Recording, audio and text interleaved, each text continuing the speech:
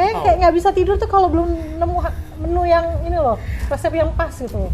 Nah, jadi akhirnya dicoba gitu kan, berdua sama suami itu uji coba berkali-kali sampai dapat rasa yang pas. Terus kita berani jualan. Karena pernah punya pengalaman ke Jepang ya, terus ada beberapa teman saya di Jepang gitu.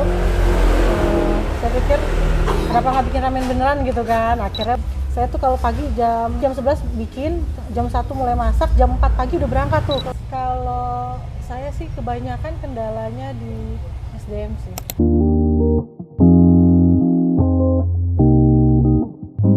Halo Sobat Forest, kali ini kita lagi ada di Citra Indah Jonggol.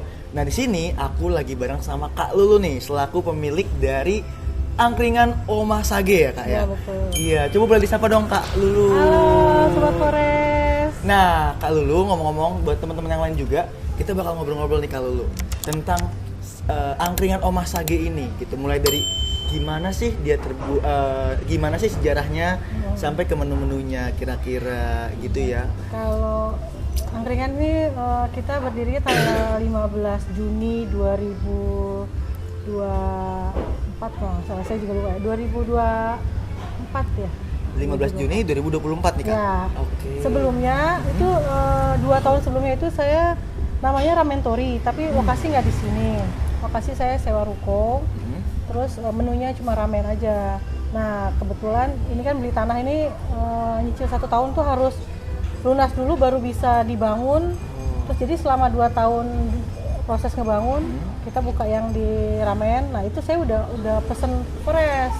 Oh, Tuh, jadi dari ramen 2022 tuh saya udah pakai Forest. Oke. Tuh, baru pas ini udah jadi, terus yang di ruko itu saya stop, saya pindah semua ke sini.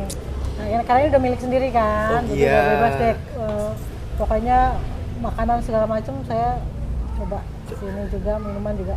Berarti awalnya tuh dari ramen dulu ya Kak? Iya. Di ramen dulu, terus di 2024 baru bikin angkringan Oma Sage ini gitu. Nah kenapa nih Kak, kalau boleh tahu ya, dari yang sebelumnya itu ramen terus tiba-tiba pindah nih konsepnya ke angkringan mungkin atau coffee shop gitu kali ya, bisa dibilang coffee shop gitu.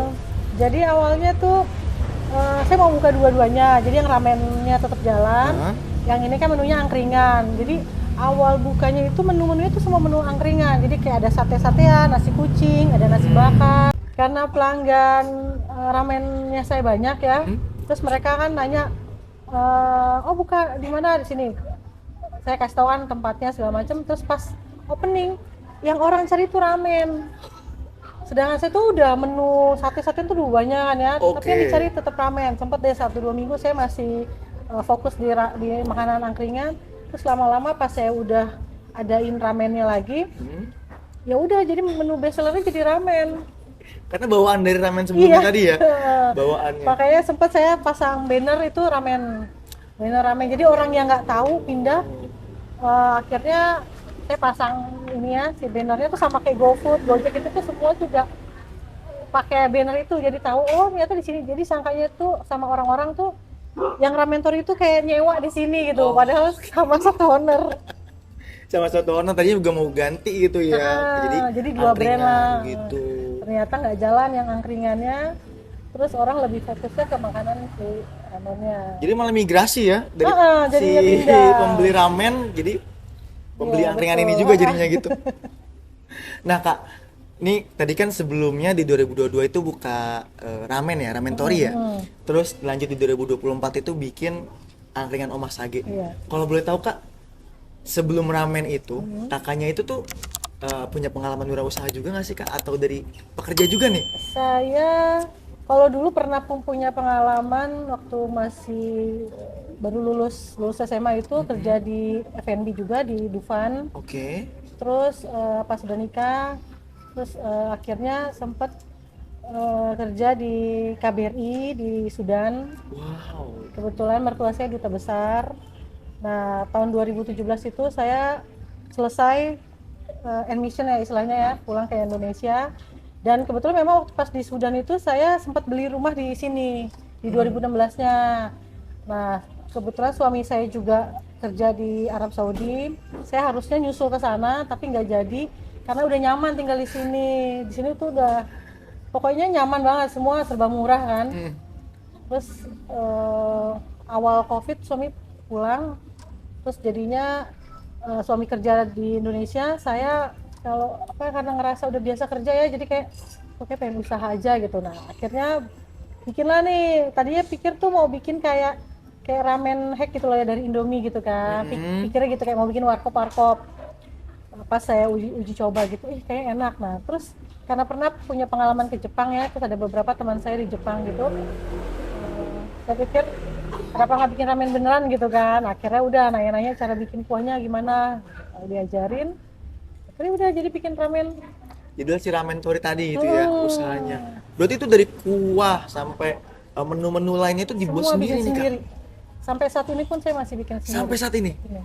Wow ya, si ramennya tadi itu ya. Berarti dari awalnya di KBRI gitu ya Kak, Iya. sampai ada pulang ke Indonesia, terus kayaknya mau buka usaha aja deh gitu, Iya. karena biasa kerja juga gitu ya.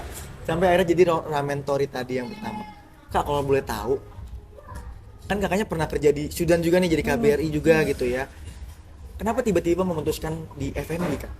Karena saya suka masak, Suka. terus keluarga juga hobi gitu ya masak, dan memang sebelum berangkat ke Sudan pun saya juga pernah usaha ikut Car Free Day di Bekasi. Saya punya 2 tempat Car Free Day dulu tuh, itu jualan sup. Jadi ngemper tuh, jadi kalau tiap hari-hari, kita tinggal di Kelapa Gading ya, saya tuh kalau pagi awalnya tuh jam 11 bikin, jam 1 mulai masak, jam 4 pagi udah berangkat tuh ke Bekasi Car Free Day. Start masak itu di tempat Car Free Day-nya itu jam 5 sampai jam 8:30, 9 tuh udah habis. Udah habis. 2 tempat. Beberapa jam doang gitu berarti. Nah ya udah, habis itu dapat tawaran, suami saya dapat kerja di Arab Saudi, terus mertua saya pas banget dinasnya di Sudan, dan baru tahun pertama sekprinya resign, terus saya dipanggil. Sebenarnya memang pernah juga background sebelumnya kantor tuh pernah jadi sekretaris juga sih. Agak ini ya, panjang juga nih sejarahnya nih. Nggak masuk ke F&B ya sebetulnya Iya. ya, cuma memang karena hobi aja sih. Karena hobi masak gitu ya. Terus kayak kadang kalau mau bikin menu sesuatu yang baru gitu ya, saya mau tidur tuh sambil mikir ini bikin ini gimana gini. Pokoknya kayak nggak bisa tidur tuh kalau belum nemu menu yang ini loh, resep yang pas gitu. Penasarannya gitu Iya, untuk makanan gitu ya Terus kayak. memang hobi kuliner juga kan, jadi kalau ada menu atau tempat yang baru atau apa gitu ya, kita nyobain, kayaknya tuh bisa nih bikin kayak gini gitu. Jadi udah, jadi akhirnya dicoba gitu kan, berdua sama suami itu uji coba berkali-kali sampai dapat rasa yang pas, kita berani jualan. Wah. Kadang suka kita bagi tes dulu kan ke tetangga, Iya, ke saudara, gimana kalau kira-kira buat jualan ini layak nggak gitu. Terus kira-kira harga jualnya berapa, tergantung lokasi juga kan kalau harga jual kan. Jadi pas udah oke, udah berani jualan. Berarti ini jadi pengusaha jalur penasaran kali ya? Penasaran sama resep-resep masakan tadi gitu ya. Karena suka juga sama masakan. Nah, nih Kak, tadi kan Kak Lulung bilang hobi masak nih. Ini kalau lihat tempatnya sih kayaknya nggak cuma hobi masak doang nih Kak nih. Karena hijau banget ya, banyak tanaman-tanaman juga di sini gitu. Semua nanam sendiri. Oh, ini semua sendiri? Nanam sendiri. Berdua sama suami itu, saya tuh jadi si pemborong nih, kontraktornya nih, saya yang sketsain, saya yang gambarin semua ini. Jadi kita nggak pakai arsitek, nggak pakai desain interior, semua saya gambar sendiri. Bahkan nama sagenya ini pun karena bingung mau ngasih nama apa kan, jadi saya suka warna hijau yang pastel gitu. Terus nanti mau ngecatnya warna sage gitu. Terus akhirnya si kontraktor nanya apa namanya, apa ya, Oma Sage aja. Pokoknya semuanya serba hijau sage, sampai alat makan semua warna hijau sage gitu kan. Itu cuma karena kebetulan aja sih namanya. Jadi nggak ada artinya, itu nggak ada. Ada artinya gitu maksudnya ya? Karena memang suka tanaman gitu ya. Ada suka yang hijau-hijau kan, jadi kayaknya adem gitu kalau hijau kan. Iya, ngomong-ngomong iya sih Kak ya, dari mulai bangku, ini cat tembok ya, sampai kayaknya hijau semua gitu ya, hijau semua di sini. Baju karyawannya juga ya? Iya, masa sih? Wow. Hijau, sampai nanam semua, nanam kaktus, nanam markisa. Oh, terus ini nanam markisa semua, nih pokoknya ya? semua tanaman ini saya nanam sendiri. Jadi nggak pakai tukang buat nanam-nanam gitu, enggak. semua nanam sendiri. Ini bisa dimakan markisanya nih? Iya, kita juga jualan markisa. Jadi kalau ada customer mau beli, terus pas ada yang fresh gitu, maksudnya udah ada yang mateng, kita petik langsung bikin. Berarti tunggu nih. Jadi jualan markisa es mungkin gitu ya, Iya, atau minuman markisa. markisa. Itu langsung ngambil markisanya. Terus berarti harus selalu ready dong nih, atau gimana nih Kak? Kadang kalau pas lagi buahnya ini kan kadang-kadang nih kalau ini banyak yang masih pada keras ya. Nah pas yang lagi matangnya banyak, pas banyak nih matangnya nih, saya ambil terus saya bekuin. Oh, di frozen gitu? Ya, itu kalau pada saat si buah markisanya ini banyak yang keras, terus saya nggak mungkin ada yang baru metik kan, jadi harus sedia yang frozen. Nah yang frozen itu pas saya metiknya buahnya itu lagi pas banyak banget yang matang. Jadi otomatis kalau udah matang kan pasti mereka banyak yang jatuh terus saya ambilin, terus sama yang masih udah lembek semua saya langsung bukain semua, terus saya frozenin, terus dibikin proporsi semua. Nah, karena itu dia kalau markisa ini kan nggak mungkin metik semua saat itu juga kan, betul. Istilahnya kan, jadi kalau ada yang mateng langsung petikin. Nah, ada yang order baru, kecuali kalau memang pas kayak tadi nih kebetulan ada yang pas mateng terus sesuai orderannya ada, langsung bikin. Enggak, ini curang sih kalau ini ya. Bahan baku jadi murah banget dong Kak, karena nggak harus beli kan markisanya. Iya. Kan, ya? Curang sih ini seharusnya gitu kan. Jadi cuma modal gula sama es batu aja ya. Wow. Nah Kak, kenapa markisa Kak? Spesifik markisa. Ya. Jadi dulu tuh ada tetangga punya pohon markisa kayak gini nih, terus saya dikasih sekantong gitu, terus pas cobain, ih enak ya. Nah terus saya ini semai bijinya itu saya keringin, saya jemur, terus saya beli polybag itu saya isiin, terus akhirnya banyak. Nah sampai saya sempet tuh bagi-bagiin bibit-bibit markisa itu banyak. Nah itu belum sempet jualan tuh. Nah pas udah mulai punya ramentori, awalnya sih cuma biar rindang aja sih. Biar nggak terlalu kan ini kan rambat ya, tanaman rambat kan, jadi biar rindang tempatnya, terus juga lebih kayak ya enak lah, estetik kayak cozy ini kan. Jadi ternyata minumannya bisa dijual juga ya, akhirnya bikin. Nah sebelumnya malah saya tuh ada di rumah ada nanam juga markisa banyak, dan itu berbuahnya tuh banyak banget sampai bisa sampai berapa kilo. Dan itu bikin sirup markisa. Dan dijual lagi? Iya saya jual. Saya botol-botolin sampai ada yang order dari Pangkal Pinang, Bali, ke Lampung, Bengkulu. Itu saya kirim. Markisanya itu dari ini tanaman sendiri. Dari yang ini juga nih pohonnya gitu ya? Dan ini ternyata pohonnya juga dari sebelum ada si ramentori tadi? Iya. Berarti sebelum 2022 udah ada nih pohonnya? Dari nih, sebelum COVID. Dari sebelum COVID bahkan? Iya. Ini nemenin kalau lu dari sebelum karena COVID. saya hobi jualan juga ya. Orang tua juga mama orang Sumatera Barat, papa Betawi juga memang hobi jualan. Terus saya juga pokoknya seneng lah kalau misalkan bisa bikin apa-apa gitu terus bisa dijual lagi, kan hobi yang menguntungkan kan. Betul.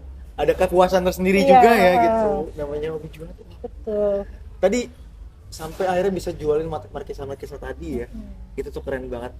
Kak, ini ngomong-ngomong aku mau minum dulu deh. Mau minum dulu ya. Ini menu apa nih Kak? Oh ini hazelnut coffee dari Forest. Oh ini pakai Forest powdernya. Oh, oke. Nah dulu tuh kenapa saya bisa ke Forest tuh? Saya sempat beli sampel di Tokopedia tuh. Ada kan sampel? Paket sampel. Tahu nggak paket sampelnya? Paket sampelnya yang apa nih? Yang saya lupa ya. Saya sempat beli beberapa jenis paketnya. Ada G, ada apa kalau nggak salah. Iya ada beberapa tuh, ada 5 kalau nggak salah. Nah terus uji coba tuh kan, kalau kita mau jualan kan pasti harus uji coba kan ya. Ini menu ini masuk apa enggak? Ini masuk apa enggak gitu. Terus udah uji coba terus dapat kira-kira beberapa yang rasanya oke. Nah itu ngomong-ngomong beli paket sampelnya dari mana ya Kak? Nemu pakai sampel itu dari mana nih? Dari jadi kan sebelumnya saya hunting dulu di Tokopedia. Boleh sebut nggak sih? Nggak apa-apa. Pokoknya saya belinya di marketplace ya. Paket sampel sebelumnya sebelum Forest tuh ada paket-paket sampel yang lain. Udah saya uji coba juga, kayaknya nggak masuk. Terus beberapa lagi juga saya coba nggak masuk. Nah pas dapet yang Forest ini saya beli tuh.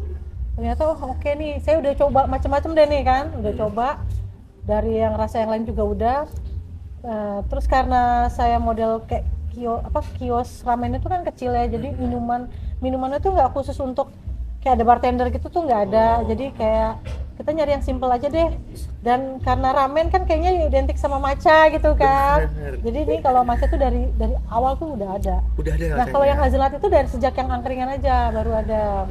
Karena angkringan identik sama kopi gitu Ya, biasanya bener. ya. Jadi saya nyari apa sih ya menu kopi. Kebetulan saya nggak punya mesin kopi ya, karena emang bukan cafe dan bukan coffee shop kan. Jadi nyari itu yang rasanya kayak bener-bener nggak kayak kopi instan yang sasetan gitu, dan cuma dapetnya di Forest.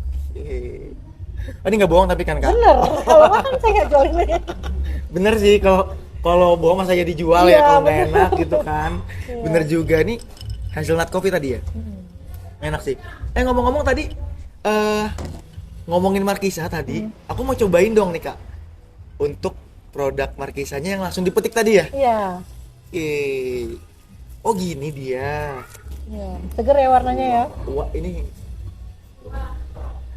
cara bikinnya gimana Kak? Jadi buahnya tuh dipetik berarti, terus dibelah, terus nanti tinggal dikorek aja isinya. Isinya dikorek. Setelah itu tinggal dikasih air. Kalau suka gula, maksudnya suka manis, kasih gula lagi. Kalau banyak kan ada beberapa sih yang dia nggak mau pakai gula, itu udah tinggal kasih air aja. Udah. Warnanya memang itu kuning aja. seperti ini Iya. ya? Warna kayak gitu. Kayak warna sirup gitu loh. Iya. Tapi pure ini Markisa asli. Markisa asli. Tanpa tambahan esen warna gitu nggak ada. Boleh metik sendiri ya? Iya. Boleh metik sendiri kalau di sini bikin jus Markisanya. Diaduk dulu nih ya berarti ya. Ini pinggirin dulu deh nih yang kopinya ini. Diaduk dulu kayak gini. Terus tinggal disedot aja berarti nih. Iya. Ini kalau kemakan nggak apa-apa nih biji-biji? Nggak apa-apa. Nggak tumbuh kok di perut. Jadi karena memang langsung metik sendiri, tinggal dibelah dan dikerok aja ya. Jadi bahkan dagingnya pun masih ada loh di minumannya ini loh. Gitu, ini seger banget, jujur. Dan curang nih kakaknya nih. Curang bener ini mah. Modalnya murah banget pasti karena langsung metik gitu ya. Iya, bener. Paling modal sabar aja ya Kak ngerawat tanamannya Iya, ya Kak ya. jadi dan ini tuh nggak dijual di pasaran sih. Saya tuh nyari buah Markisa yang untuk minuman tuh di pasar tuh nggak ada. Oke. Rata-rata orang jualnya frozen, tapi itu jarang banget.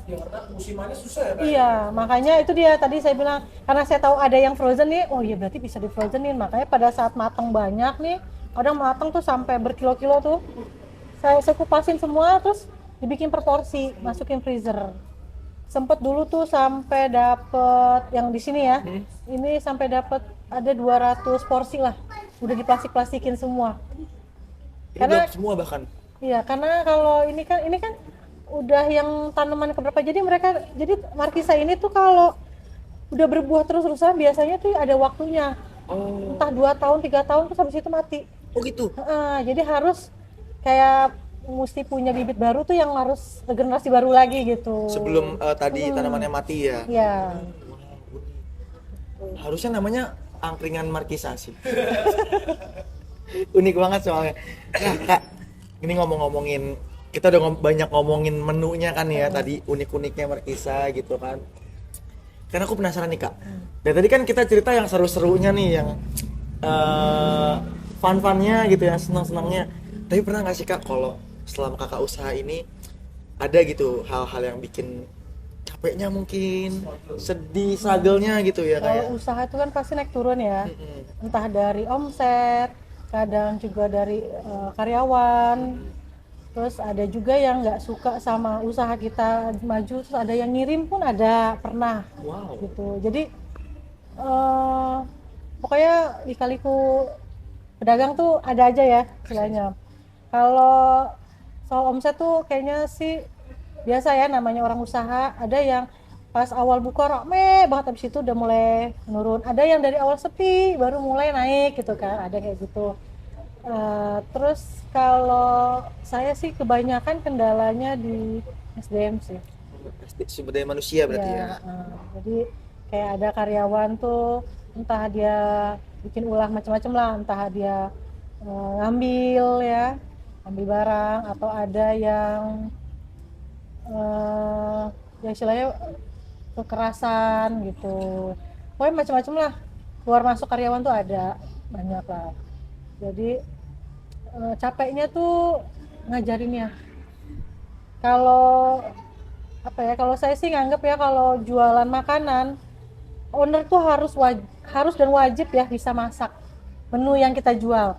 Kenapa? Karena kalau kita mengandalkan SDM ya, misalnya kita hire koki atau hire chef itu untuk bikin ya, terus tahu-tahu itu keluar, pada saat dia keluar kita nggak bisa cari ganti yang rasanya sama. Pertama itu ya. Kedua, kalau dia misal mau macam-macam segala macam, kan kita yang ngerasa oh aku bisa kok nyari orang lain lagi pengganti yang lain, tuh tinggal saya ngajarin kan. Kalau seandainya kita nggak bisa, misalnya ownernya nggak bisa masak, nggak bisa bikin resep segala macam, pada saat udah keluar udah tinggal cari yang baru, tapi baru kan belum tentu bisa sama. Otomatis menunya tuh jadinya beda terus. Setiap ada koki yang baru menu beda, koki yang baru menu beda. Jadi dari segi brandingnya pun nanti beda-beda terus ya rasanya dan lain-lain gitu. Nggak bagus juga ya Kak. Jadi kalau untuk owner itu harus, saya rasa sih harus dan wajib bisa masak. Wajib bisa masak. Kalau saya ya nggak tahu ya kalau yang lain gitu. Minimal banget mungkin untuk menu-menu yang dijual kali ya Kak. Iya ya, benar. Gitu. Dan saya juga nerima karyawan tuh nggak ngeliat backgroundnya apa. Jadi pokoknya yang penting dia bisa baca. Mau dia cuma lulusan SD kayak atau misalkan nggak sekolah pun, yang penting dia bisa baca. Terus dia siap kerja keras ya, karena orang jualan kuliner itu tuh kalau lagi sepi ya mungkin sepi, kalau lagi rame banget, nah itu butuh tenaga ekstra. Pengalaman juga waktu itu ya? Di Dufan kemarin ya? Di Dufan saya tuh ada Planet Bakso. Saya dulu dari mulai perintis ya. Jadi mulai merintis itu semua itu harus bisa bikin, dari mulai makanan, minuman semua harus bisa bikin sampai jadi kasir, terus leader segala macam tuh awal gitu. Nah pas udah mulai selesai kuliah, terus saya kerja di kantoran, pernah di Telkomsel, pernah di bank, pernah ada advertising, pokoknya macam-macam udah. Wow, karirnya gemilang sekali teman-teman ya. Ibu Lulu ini akhirnya ujungnya jualan ya. Ujung-ujungnya tetap jualan ya. Pernah di Telkomsel karena cuannya lebih besar sih. Oh wow, gitu. Lebih besar nih Kak. Iya. Kalau boleh spill berapa sih Kak rata-rata sih? Fleksibel lah dia. Kasarnya gitu ya. Ini nggak diatur orang. Iya, dan kita sekarang udah bisa autopilot kan, jadi udah bisa tinggal kan. Jadi kayak saya tinggal mantau CCTV aja ya, lihat oh nih kalau ada yang nggak bener, saya tinggal ngubungin karyawan nih, ini di lantai ini ada yang kurang ini atau ini harus begini, jadi tinggal yang mantau. Jadi nggak harus tiap hari datang. Nah tadi ngomongin autopilot nih Kak, tadi kan kakaknya mention masa gini udah autopilot gitu ya, maksudnya udah bisa lah tanpa terlalu bergantung banget gitu. Dan saya nggak harus ada di dapur. Ada tipsnya nggak nih Kak, gimana sih biar UMKM ini gitu ya, mungkin pemilik kafe atau resto bisa jadi autopilot juga nih usahanya gitu? Karena kan biasanya bergantung banget sama owner ya gitu, jadi ownernya kalau nggak di tempat bisnisnya suka ini juga operasionalnya gitu. Kalau lu ada tips gak? Apa ya? Yang dilakukan di Sage nih misalkan. Kebetulan kan menunya ini kebanyakan cuma tinggal goreng, atau kayak ramen tinggal ngerebus mie. Kayak apa sih, kayak ada bebek, ada ayam, itu kan tinggal goreng, tinggal dibakar. Jadi ya modelnya kita udah masak semua, terus kita bekuin, frozenin. Dan saya juga jual frozenannya. Oh frozennya jual juga gitu ya? Oh wow. Banyak nih kayaknya streamnya ya. Lihat-lihat banyak nih. Jadi kalau bisa tuh satu usaha tapi bisa macam-macamin gitu. Nggak bergantung banget sama satu. Jadi kalau seandainya hari ini lagi sepi di warung gitu misalkan, saya ada orderan dari frozenan gitu. Jadi saya juga masukin ke toko-toko frozenan. gitu. Jadi di frozenin dulu nih untuk menu-menunya biasanya tuh ya. Ya, Kalau minumannya berarti kan nggak bisa di frozen nih. enggak. Itu pakai apa? Di klip mungkin atau? Saya udah bikin per porsi sih.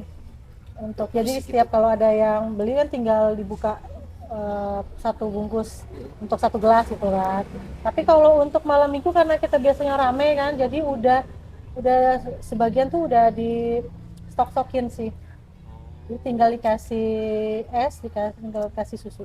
Oh berarti udah di stokin dalam bentuk liquid mungkin ya? Iya, liquid. Udah Terus diseduh. masukin ke kulkas, ke chiller semua. Jadi tinggal tuang aja gitu ya. Iya sih, bener sih. Iya, jadi Cepet banget dibikin simpel karena pernah tuh sampai banyak banget kita kalau mulai dari nol ya, bisa baru nuangin gitu itu nggak kekejar, yang ada kita dikompensi. Sampai mengular apa Iya, gimana sampai waktu itu? ke jalanan. Pokoknya semua ini kan kapasitas bisa 150 orang kan. Orang. Itu bisa full semua seat tuh kalau full kan otomatis kan di dapurnya juga harus kerja ekstra kan. Nah, mengurangi biar kita ini punya preparean. Nah, prepareannya itu dari siang tuh kalau untuk malam minggu kita udah prepare. Oke. Apalagi kalau puasa nih itu jam yang berbarengan kan serentak tuh buka puasa. Nah, itu gimana caranya di jam yang berbarengan itu kita ngeluarinnya serentak. Oh, oke. Nah, ini ngomong-ngomong nih Kak, aku jadi penasaran nih. Berarti kalau kayak yang Kakak Lulu jelasin tadi gitu ya, untuk bisa jadi autopilot ini, ya tentunya business owner pun harus mempermudah pekerjaan karyawannya ya. Betul. Dan Jadi saya juga harus cari menunya yang kira-kira karyawan itu bisa. nggak yang rumit kerjainnya. mungkin ya. Jadi kayak saya ada menu baru nih, mungkin baru 2 bulan ini kayak nasi goreng. Sebetulnya orang yang customer yang minta nasi goreng itu banyak. Cuma kan nasi goreng itu kayak mesti ngegoreng dari awal Yes. gitu kan. Kalau udah taruh di rice cooker kan nggak enak kan. Gimana caranya biar karyawan saya itu bisa bikin tapi goreng dari awal gitu. Nah, tapi bumbunya tuh semua selalu sama. Jadi saya bikin bumbu jadinya tuh mereka tinggal campurin aja. Gitu. Jadi Tetep ya ada campur tangan juga ya Kak, agar karyawan lebih mudah kerjanya, Iya. jadi lebih cepat juga dalam proses produksinya. Seperti itu ya. Itu dia karena kan pertama SDM-nya memang bukan backgroundnya F&B ya. Si karyawan yang saya terima ini entah dia baru lulus atau misalkan itu pernah ada juga yang udah ibu-ibu ya. Jadi nggak harus dia tuh backgroundnya F&B. Pokoknya yang penting dia bisa baca karena kan nanti ada yang order pakai tulisan tangan tuh nggak bisa baca susah kan. Benar. Gitu. Terus sama yang kuat lah karena kita kan 3 lantai jadi bisa naik turun tangga untuk nganterin. Sehat lah ya. Hmm. Oh iya Kak, ngomong-ngomong tadi kan Kakak Lulu juga mention nih kalau misalkan bulan puasa ini katanya berbarengan bisa rame gitu ya. Ini kalau di Oma Sage ini yang dengan Oma Sage kondisi bulan puasa tuh ada acara tertentu kah atau gimana sih caranya biar narik pelanggan buat datang ke sini di bulan puasa? Selama ini sih saya nggak ada sih ya, nggak ada kiat-kiat untuk narik customer ya. Kalau ini berdasarkan pengalaman tahun lalu ya, itu seminggu sebelumnya itu udah pada booking dan semalam aja nih jam 12 malam tuh udah ada yang booking 40 untuk buka puasa. Sorry, buat tanggal berapa? Buat buka puasa. Oh buat buka puasa nanti. Iya, semalam nih jam 12 malam itu udah ada yang booking 40 orang untuk buka puasa. Jadi emang biasanya seminggu sebelum puasa tuh mereka udah banyak yang booking. Takut kehabisan atau gimana kali ya? Ini puasanya belum nih ya. belum, ya, Ngomong-ngomong bisa gitu. udah booking duluan nih. Masa Karena memang tambahnya. biasanya yang pengalaman tahun lalu yang booking seminggu sebelumnya aja kadang nggak kebagian seat. Terus dan awalnya dulu tuh sempat ngebolehin mereka tuh pilih tempat. Jadi saya mau 20 orang itu di lantai 3. Oke, tapi lama-lama kayak kok semuanya maunya di lantai 3, semuanya mau lantai ini. Jadi akhirnya sekarang untuk tahun ini saya mohon maaf nggak bisa.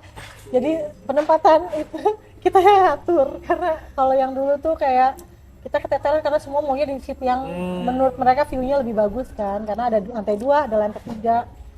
Tuh. Jadi nanti diatur demi kenyamanan bersama juga Ya, ya bener. buat para pelanggan Omas lagi nanti nih. Buat sobat Waras juga yang mau nyobain sini nanti ya, bukber mungkin nih pacarnya sama temennya gitu. Nanti seatnya bakal diatur sama Kak Lulu. Kita juga ada ruangan AC buat iya. meeting juga bisa. Terus buat misalkan banyak juga sih ada kayak ketemu klien cuma berdua gitu, misalkan dia mau nyerahin berkas atau apa gitu, itu sewa ruangan. Kalau biasanya itu kita ada minimum order ya, karena kan ruangan private ya bisa untuk 20 orang. Oke. Itu minimal ordernya 500.000. Nah, tapi kalau cuma berdua kan nggak mungkin ya 500.000 jajannya, jadi kita kenain charge-nya 50.000. Itu ruangan private tapi ruangannya transparan ya, nggak private yang tertutup ini enggak ya. Takut disalahgunakan. Betul. Ya, saya kadang suka lihat di CCTV kalau ada yang macam-macam udah langsung ditegur sama karyawan saya. Kalau customer yang udah mulai macam-macam tegur, karena kita kan mau usahanya kan biar berkah ya, jadi jangan tempatnya dibikin tempat asusila gitu. Dan ini juga tempat umum gitu ya, maksudnya nggak sepantasnya seperti itu juga ya. Gitu. Jadi buat teman-teman tadi 50.000 minimum charge-nya ya? Ya, kalau minimum charge-nya 500.000. 500.000. Kalau misalkan nggak ikut minimum ordernya itu 50.000 per jamnya. Oh oke, 50.000 per jamnya. Untuk ruangan booking ruangannya aja sih. Cukup. Jatuhnya murah sih Kak, 500.000 buat 20 orang tadi kan ya? Iya, bisa buat Berarti sekitar 25.000-an ya? pokoknya minimal ordernya aja, itu ruangannya untuk 20 orang. Dan kita juga bisa terima untuk acara nikah, lamaran di sini. Oh bisa nih buat acara nikah, acara lamaran juga bisa. Iya, bisa. Nanti kalau misalkan dibikin venue untuk acara nikah misalkan nih Kak, itu mau bikin markisanya bisa metik juga nih Kak? Kayaknya nggak cukup. Kayaknya nggak cukup ya. Oke. Berarti buat teman-teman yang lagi nonton, ini bisa banget nih dipakai untuk sewa tempat nikah ya, lamaran dengan view yang bagus banget nih Kak, pegunungan di sini ya. Kayak gitu. Oke, kakaknya buat teman-teman yang lagi nonton, bisa banget nih Kak dipromosiin. Tempatnya di mana sih nih? Angkringan Oma Sage ini ada di Citra Indah City, di Taman City Park. Kalau orang sini bilangnya Taman Sutet ya, karena ada Sutet ya. Oke, ada benar Sutet. Iya. Di Bukit Lantana. Jadi kalau misalkan mau lihat, ada di Google Review Sherlock-nya. Terus kita juga ada IG-nya Angkringan Oma Sage, juga ada TikTok-nya juga. Oke. TikTok juga ada ya? Ada. Nanti pokoknya kita sambungin semua nanti di link deskripsinya Kak. Dan ngomong-ngomong buat teman-teman, emang nggak bosan bukbernya di kota mulu Kak? Sekali-kali di pinggir gunung kali ya Kak ya? Iya, ayo dong datang. Oke, thank you banget Kak Lulu untuk hari ini Sama-sama. ngobrol-ngobrolnya seru banget. Karena Kak Lulu juga udah temenin kita untuk ngobrol-ngobrol hari ini, sharing-sharing juga tentang Oma Sage. Aku ada sedikit hadiah sih Kak ya, untuk Kak Lulu dari Forest. Sedikit merchandise spesial dari Forest nih ya. Terima kasih banyak Flores. Boleh Kak dibuka mungkin sembari ditanya kali ya. Oke, terima kasih ya Kak Lulu ya untuk hari ini ya. Semoga betah terus pakai Forest pokoknya. Buat sobat Forest yang udah nonton, terima kasih banget sudah nonton sampai habis. Jangan lupa untuk nantikan kita di episode selanjutnya. Dadah.